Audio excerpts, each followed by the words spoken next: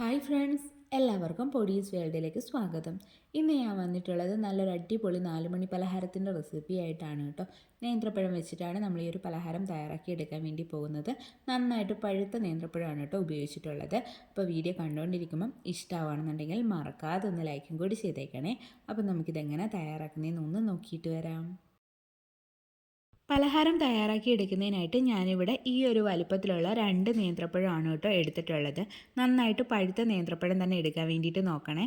പഴുപ്പ് കുറഞ്ഞ നേന്ത്രപ്പഴമാണെന്നുണ്ടെങ്കിൽ അത്ര നന്നായിരിക്കത്തില്ല കേട്ടോ. അപ്പോൾ അതിൻ്റെ തൊലിയൊക്കെ മാറ്റിയിട്ട് അത് ഞാനൊന്ന് കട്ട് ചെയ്തെടുത്തിട്ടുണ്ട്. ഇത് നമുക്കൊരു മിക്സിയുടെ ജാറിലേക്ക് അങ്ങ് ഇട്ട് കൊടുക്കാം കേട്ടോ. അതിനുശേഷം ഇതിലേക്ക് മധുരത്തിന് ആവശ്യമായിട്ടുള്ള പഞ്ചസാര ചേർത്ത് കൊടുക്കാം. ഞാനിവിടെ ഒരു 1/4 കപ്പും 1 ടേബിൾ സ്പൂണും കൂടിയാണ് കേട്ടോ പഞ്ചസാര എടുത്തിട്ടുള്ളത്. അത് ഇതിലേക്ക് ചേർത്ത് കൊടുക്കാം. നമ്മുടെ മധുരത്തിനനുസരിച്ചിട്ട് വേണം പഞ്ചസാര ചേർത്ത് കൊടുക്കാൻ. പഞ്ചസാര താല്പര്യമില്ലെന്നുണ്ടെങ്കിൽ പകരം ശർക്കര വേണമെങ്കിലും ചേർത്ത് കൊടുക്കാവുന്നതാണ് കേട്ടോ. ശേഷം ഞാൻ ഇതിലേക്ക് ഒരു 1/4 ടീസ്പൂൺ അളവിൽ ഏലക്കാപ്പൊടി കൂടി ചേർത്ത് കൊടുക്കുന്നുണ്ട്. പിന്നീട് നമുക്ക് മധുരം ഒന്ന് ബാലൻസ് ചെയ്യുന്നതിന് വേണ്ടിയിട്ട് ഒരു നുള്ള അളവിൽ ഉപ്പ് കൂടി ചേർത്ത് കൊടുക്കാം. എന്നിട്ടിത് നന്നായിട്ടൊന്ന് അരച്ചെടുത്തിട്ട് വരാം കേട്ടോ. ഇനി ഇതിലേക്ക് വെള്ളമൊന്നും ചേർത്ത് കൊടുക്കേണ്ട ആവശ്യമില്ല, അല്ലാതെ തന്നെ ഇത് നന്നായിട്ട് അരഞ്ഞു കിട്ടും കേട്ടോ. അപ്പോൾ അത് ഞാൻ നന്നായിട്ടൊന്ന് അരച്ചെടുത്തിട്ട് വന്നിട്ടുണ്ട്. ഇത് നമുക്കൊരു പാത്രത്തിലേക്ക് അങ്ങ് ഒഴിച്ച് വെക്കാം. ശേഷം ഇതിലേക്ക് ഒരു 1/2 കപ്പ് അളവിൽ ചിരകിയ തേങ്ങ ചേർത്ത് കൊടുക്കാം. പിന്നീട് ഒരു ടേബിൾ സ്പൂൺ അളവിൽ റവ കൂടി ചേർത്ത് കൊടുക്കാം. അടുത്തതായിട്ട് ഇതിലേക്ക് ഒരു 3/4 ടീസ്പൂൺ അളവിൽ കരിഞ്ജീരകം കൂടി ഞാൻ ചേർത്ത് കൊടുക്കുകയാണ് കേട്ടോ.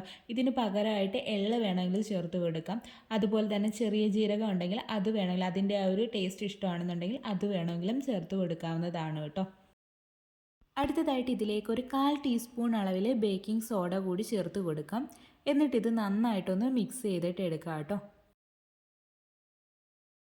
അപ്പോൾ ആദ്യം ഞാനൊന്ന് മിക്സ് ചെയ്തെടുത്തിട്ടുണ്ട്. ഇനി ഇതിലേക്ക് മൈദ ചേർത്ത് കൊടുക്കുക കേട്ടോ. ഞാനിവിടെ 1 കപ്പ് അളവിലാണ് മൈദ എടുത്തിട്ടുള്ളത്. മൈദയ്ക്ക് പകരം ഗോതമ്പൊടി വേണമെങ്കിലും ചേർത്ത് കൊടുക്കാവുന്നതാണ്. ഇത് നമുക്കിതിലേക്ക് കുറച്ചായിട്ട് ചേർത്ത് കൊടുത്തിട്ട് നന്നായിട്ടൊന്ന് മിക്സ് ആക്കിയിട്ട് എടുക്കാം. ഇത് കുറച്ചൊരു ലൂസായിട്ടുള്ള ഒരു കൺസിസ്റ്റൻസിയിലാണ് കേട്ടോ ഇരിക്കേണ്ടുള്ളത്. നല്ല രീതിയിൽ കട്ടിയായിട്ടുള്ളൊരു മാവല്ല നമുക്ക് വേണ്ടുള്ളത്. കുറച്ച് ലൂസായിട്ടുള്ള മാവാണ്. ഒരുപാട് കട്ടിയുള്ള മാവായി കഴിഞ്ഞ് കഴിഞ്ഞാൽ നമ്മളിത് തയ്യാറാക്കി എടുക്കുമ്പം കട്ടിയായി പോവും, ഒരു സോഫ്റ്റ്നെസ് കിട്ടത്തില്ല കേട്ടോ. അതുകൊണ്ട് കുറച്ച് ലൂസായിട്ടുള്ളൊരു മാവാണ് വേണ്ടുള്ളത്. അപ്പോൾ എല്ലാവർക്കും ഈ ഒരു അളവിലായിരിക്കണം എന്നില്ല മൈദ വേണ്ടുള്ളത് കേട്ടോ. അതായത് നമ്മുടെ ഒരു നേന്ത്രപ്പഴത്തിൻ്റെ വലിപ്പത്തിൻ്റെയൊക്കെ അനുസരിച്ചിട്ട് ഈ ഒരു മൈദയുടെ അളവിൽ വ്യത്യാസം വരാം കേട്ടോ. അപ്പോൾ നമുക്കിത് കുറച്ചായിട്ട് ചേർത്തിട്ട് മിക്സ് ചെയ്തിട്ട് കൊടുക്കാം. ഇതിൻ്റെ ഒരു കൺസിസ്റ്റൻസി എങ്ങനെയാണെന്ന് ഞാൻ പറഞ്ഞു തരാം കേട്ടോ. അപ്പോൾ ആദ്യം ഞാൻ നന്നായിട്ട് മിക്സാക്കി എടുത്തിട്ടുണ്ട്. ഇനി നമ്മുടെ കൈ നന്നായിട്ട് വെള്ളത്തിലൊന്ന് ഡിപ്പ് ചെയ്തിട്ട് എടുക്കുക. സാധാ വെള്ളത്തിലൊന്ന് ഡിപ്പ് ചെയ്തിട്ട് എടുക്കുക കേട്ടോ. അതിനുശേഷം ഞാൻ ഈ കാണിക്കുന്ന കണക്കൊരു വടയുടെ ഷേപ്പ് ആക്കിയിട്ട് എടുക്കാൻ പറ്റുന്നുണ്ടെങ്കിൽ നമ്മൾ ഇതിലേക്ക് ചേർത്തിട്ടുള്ള മൈദയുടെ അളവ് കറക്റ്റ് ആണെന്നാണ് കേട്ടോ. ഇതൊരിത്തിരി ലൂസായിട്ടുള്ളൊരു കൺസിസ്റ്റൻസിയിലാണ് ഇരിക്കുന്നത്. ഇങ്ങനെയാണ് കേട്ടോ ഇരിക്കേണ്ടുള്ളത്. ഇങ്ങനെ ഇരുന്നാൽ മാത്രമേ നമ്മുടെ വടയ്ക്ക് നല്ല സോഫ്റ്റായിട്ട് ഇരിക്കത്തുള്ളൂ. കട്ടിയായിട്ടാണ് മാവ് ഇരിക്കുന്നതെന്നുണ്ടെങ്കിൽ നമ്മുടെ വട അതുപോലെ കട്ടിയുമായിരിക്കും കേട്ടോ, ഹാർഡായിരിക്കും. അപ്പം ഈ ഒരു രീതിക്കാണെന്നുണ്ടെങ്കിൽ നമ്മുടെ ആ ഒരു മൈദ ഇതിലേക്ക് ചേർത്തേക്കുന്നത് കറക്റ്റ് ആണെന്നാണ് കേട്ടോ. ഇനി ഈ ഒരു മാവ് നമുക്ക് 1 മണിക്കൂർ നേരത്തേക്കൊന്ന് റെസ്റ്റ് ചെയ്യാൻ വേണ്ടിയിട്ട് വെക്കാം കേട്ടോ. അപ്പോൾ മാവ് റെസ്റ്റ് ചെയ്യാൻ വെച്ചിട്ട് ഇപ്പോൾ ഒരു 1 മണിക്കൂറൊക്കെ ആയിട്ടുണ്ട്. ഇനി ഈ ഒരു മാവ് ഒന്നുകൂടി ഒന്ന് നന്നായിട്ട് മിക്സ് ആക്കിയിട്ട് എടുക്കാം. ശേഷം നമുക്ക് വട തയ്യാറാക്കി തുടങ്ങാം കേട്ടോ.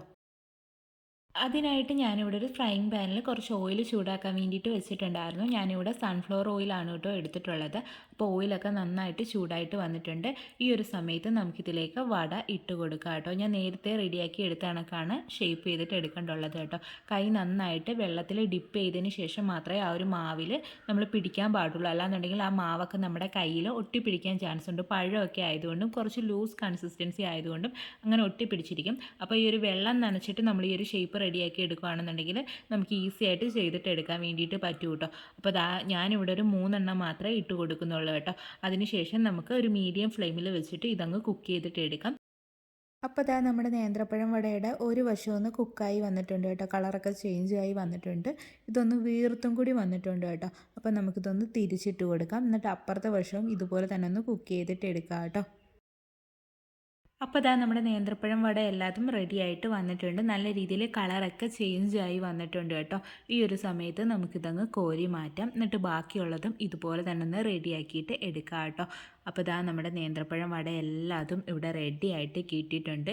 ഈ ഒരു അളവിൽ എനിക്കൊരു 6 നേന്ത്രപ്പഴം വടയാണ് കേട്ടോ കിട്ടിയിട്ടുള്ളത്. നല്ല ടേസ്റ്റി ആയിട്ടുള്ളൊരു പലഹാരമാണ്. നല്ല സോഫ്റ്റ് ആയിട്ടാണ് ഇരിക്കുന്നത് കേട്ടോ ഈ ഒരു പലഹാരം. അപ്പോൾ എല്ലാവരും ഇതൊന്ന് ട്രൈ ചെയ്ത് നോക്കണേ. ഇതുപോലുള്ള ഒരുപാട് റെസിപ്പീസ് നമ്മുടെ ചാനലിലുണ്ട്. എല്ലാവരും കയറി ഒന്ന് കണ്ടുകൂടി നോക്കണേ. ഇതൊന്ന് ട്രൈ ചെയ്ത് നോക്കിയിട്ട് ഫീഡ്ബാക്ക് പറയാൻ മറക്കല്ലേ. വീഡിയോ ഇഷ്ടമാവുകയാണെന്നുണ്ടെങ്കിൽ പ്ലീസ് ഒന്ന് ലൈക്കും കൂടി ചെയ്തേക്കണേ. അതുപോലെ തന്നെ ആദ്യമായിട്ട് ചാനൽ കാണുന്ന കൂട്ടുകാരൊക്കെ ഉണ്ടെങ്കിൽ പ്ലീസ് ഒന്ന് സബ്സ്ക്രൈബ് ചെയ്ത് സപ്പോർട്ടും കൂടി ചെയ്യണേ.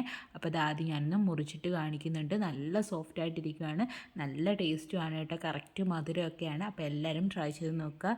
വീണ്ടും നല്ലൊരു വീഡിയോ ആയിട്ട് വരാം. Thanks for watching.